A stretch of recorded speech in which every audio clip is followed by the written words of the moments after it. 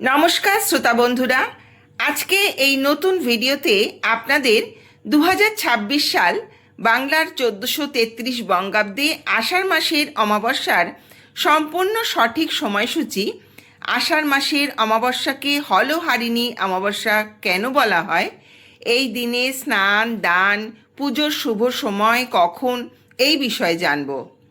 সনাতন ধর্মে প্রত্যেকটি অমাবস্যার বিশেষ আধ্যাত্মিক ও ধর্মীয় গুরুত্ব রয়েছে। তবে আষাঢ় মাসের অমাবস্যা অত্যন্ত পুণ্যময় বলে বিবেচিত হয়। পূর্বপুরুষদের স্মরণ, পবিত্র স্নান, জপ, তপস্যা, দান এবং সেবামূলক কাজের জন্য এই দিনটি অত্যন্ত ফলপ্রসূ। এই দিনে ভক্তি ভরে ধর্মীয় কার্যাদি সম্পাদন করলেই পূর্বপুরুষদের আত্মার শান্তি লাভ হয় এবং সাধকের জীবনে সুখ, সমৃদ্ধি এবং দৈব কৃপা বর্ষিত হয় বলে বিশ্বাস করা হয়। শাস্ত্রমতে আষাঢ় মাসের অমাবস্যায় দান করলে বহু গুণ আধ্যাত্মিক পুণ্য অর্জিত হয়। এই দিন সকালে স্নান সেরে অন্ন দান, দুস্থদের সেবা করলে ভগবান শ্রী হরি বিষ্ণু এবং দেবী লক্ষ্মীর আশীর্বাদ পাওয়া যায়। বন্ধুরা, জ্যৈষ্ঠ মাসের অমাবস্যা যেমন ফলহারিণী, তেমনি আষাঢ়ের অমাবস্যার নাম হলো হলহারিণী। আষাঢ় অমাবস্যা মূলত কৃষিভিত্তিক উৎসবের অংশ হওয়ায় একে হলহারিণী অমাবস্যা বলা হয়। আষাঢ় মাসের বর্ষা শুরুতে চাষিরা তাদের হল বা নাঙল এবং অন্যান্য কৃষি সামগ্রী বিশ্রাম দেন এবং তার পূজা করেন ভালো ফসলের প্রত্যাশায় ও মাটির প্রতি কৃতজ্ঞতা জানাতেই এই নামকরণ। এই দিনটিতে কৃষি কাজের আগে ধরিত্রী মাতার পূজা করে উর্বরতা এবং বৃষ্টির জন্য প্রার্থনা করা হয়। এবার বন্ধুরা জেনে নেব এই আষাঢ় অমাবস্যা কবে পড়েছে, অমাবস্যার তিথি কখন শুরু হচ্ছে এবং কখন শেষ হচ্ছে।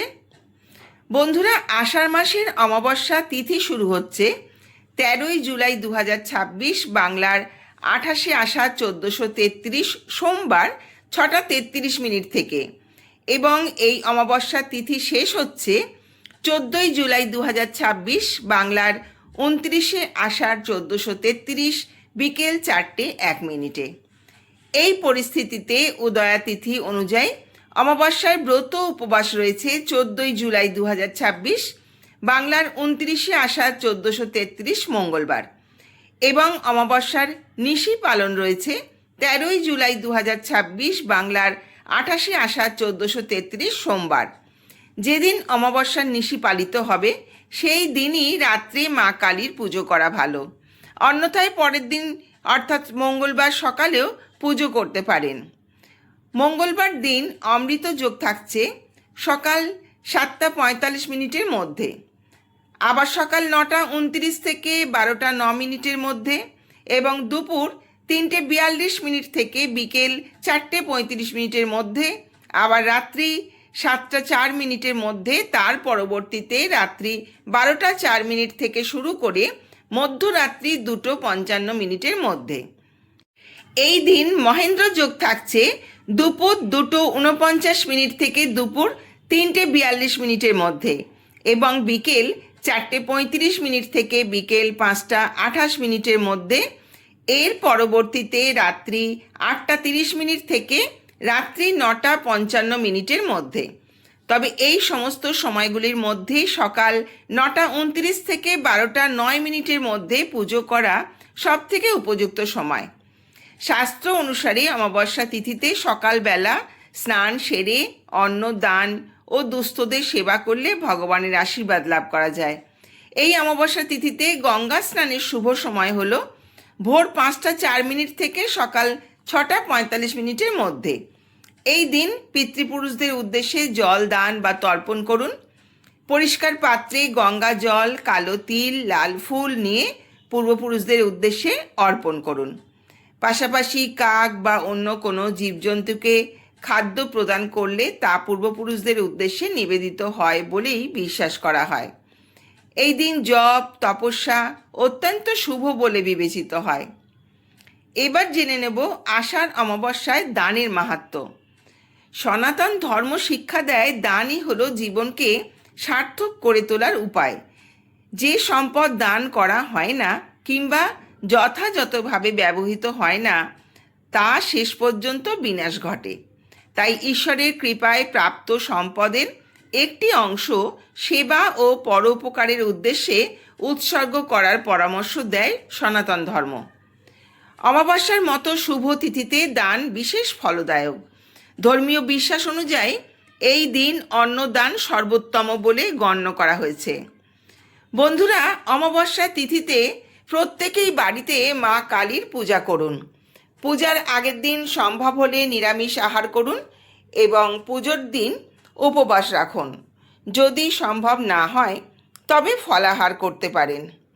মা কালীর পুজোর জন্য জবা ফুল, বেল পাতা আর অপরাজিতা ফুল, ফুলের মালা, যে কোনো 5 বা 3 রকমের ফল, মিষ্টান্ন, ভোগ প্রসাদ রান্না করে সমস্ত নৈবেদ্য সাজিয়ে মা কালীর উদ্দেশ্যে অর্পণ করুন। ফুল এবং বেলপাতা অর্পণ করার সময় এই মন্ত্রটি উচ্চারণ করুন, ওং ক্রিং কাল্যই নমঃ। সমস্ত নৈবেদ্য গ্রহণ করার জন্য মাকে আমন্ত্রণ জানান। ধূপ দীপ দেখিয়ে আরতি করুন। সকাল সন্ধে বাড়ির সর্বত্র ধুনো জ্বালান। কাঁসর ঘণ্টা বাজিয়ে মায়ের পূজা করুন। পুজো শেষ করে নিজের মনস্কামনা জানিয়ে পুজোর ভুল ত্রুটি ক্ষমা প্রার্থনা চেয়ে মাকে প্রণাম জানান। যদি বাড়িতে পুজো করা সম্ভব না হয় তবে স্থানীয় কালী মন্দিরে উপরোক্ত উপকরণ সহকারে মাকে পূজা নিবেদন করুন। অমাবস্যার দিন অশ্বত্থ গাছের পূজা করা অত্যন্ত শুভ। গাছের গোড়ায় জল ও মিষ্টি নিবেদন করে ধূপ প্রদীপ জ্বালান এবং গাছটিকে প্রদক্ষিণ করুন। পূজা অর্চনা ও উপবাস তখনই পূর্ণতা পায় যখন তার সাথে সেবা ও করুণার ভাব যুক্ত থাকে। বন্ধুরা, আজ ভিডিওটা এখানেই শেষ করলাম। আসছি পরবর্তী ভিডিও নিয়ে। এই ভিডিওটি আপনাদের কেমন লাগলো অবশ্যই একটি কমেন্ট করে জানাবেন। চ্যানেলে নতুন হলে চ্যানেলটি সাবস্ক্রাইব করে পাশে থাকবেন। সকলেই সুস্থ থাকবেন, ভালো থাকবেন। ধন্যবাদ। আসছি পরবর্তী নতুন একটি ভিডিও নিয়ে। নমস্কার।